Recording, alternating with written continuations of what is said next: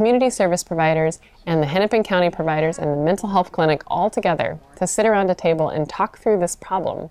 They were able to solve it very quickly, and now the Hennepin County Mental Health Clinic simply has a walk-in day for homeless youth and their providers who can come in. It's every Thursday. They can walk right in and get the mental health evaluation that they need. So just like that, we could fix that problem, and that wasn't something that took enormous amounts of resources. It took bringing people together and putting all of our minds together and figuring out how to creatively solve problems. And that's the kind of thing that these work groups that we have working on the plan are doing every day.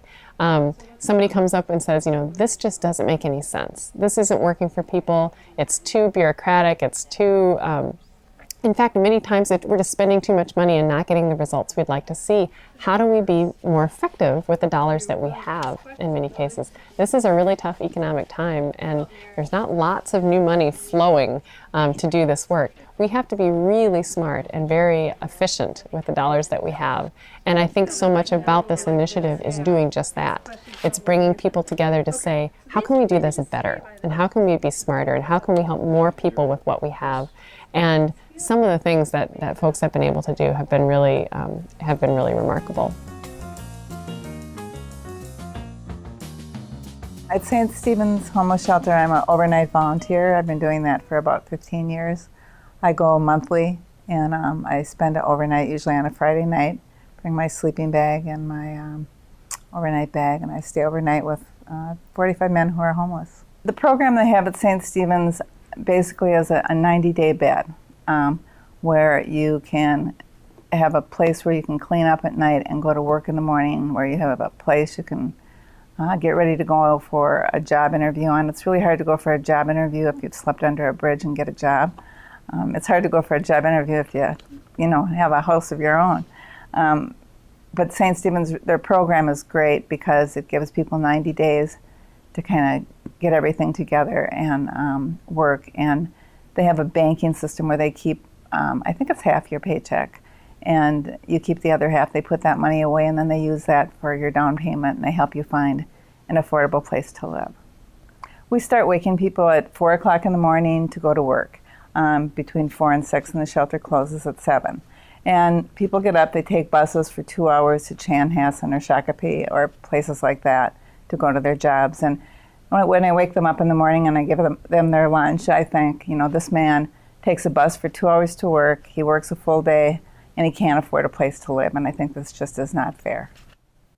Well, I was homeless, and they gave me a bed for 28 days, and they have been feeding me. They provide at least 2 meals a day and a lunch to take with me when I go to school in the morning. They help me out a lot.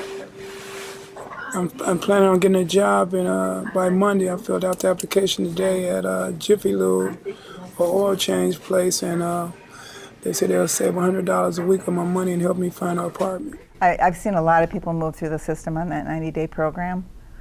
Probably about 50% of the people that stay there eventually get into affordable housing.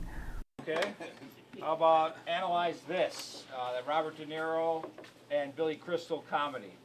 Well, I used to go to St. Stephen's Catholic Church, and I've been volunteering at the shelter for approximately somewhere between 10 and 15 years.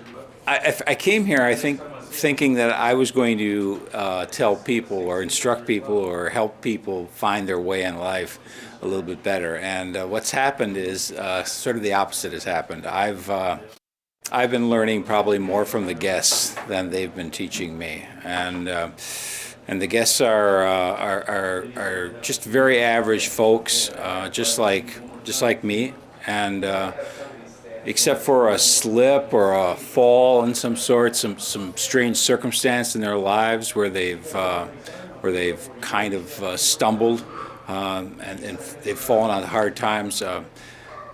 I'm not much different than them in that respect. It's literally there, but for the grace of God go I on any given day. And most of the men are just very decent human beings. They just lost their way.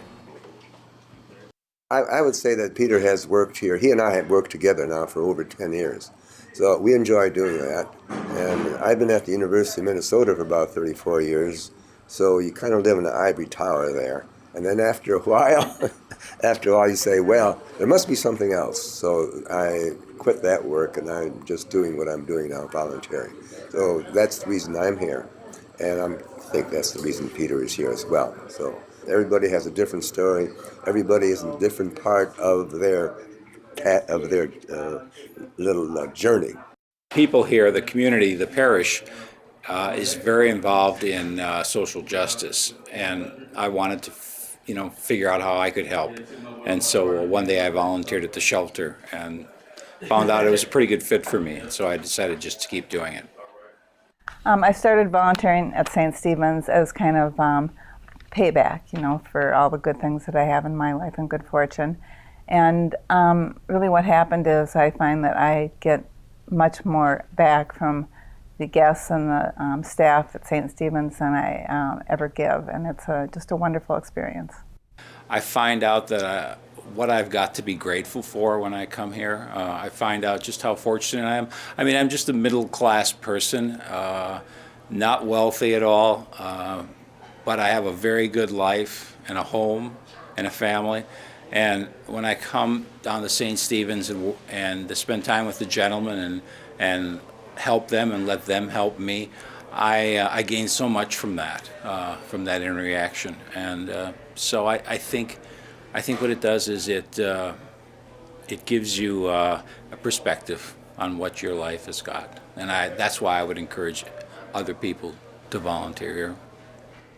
I think we can build a movement here. I think we are building a movement here in the state of Minnesota and Hennepin County, a movement full of people who believe it's not only the right thing to do to end homelessness, but the smart thing to do.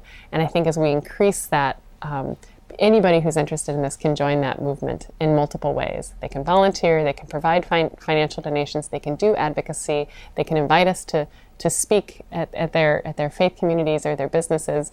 And by doing those things, they will join this movement, and together I believe we can end homelessness in this community and in this state and in this country. And it simply will take the community will and the public will to make that happen.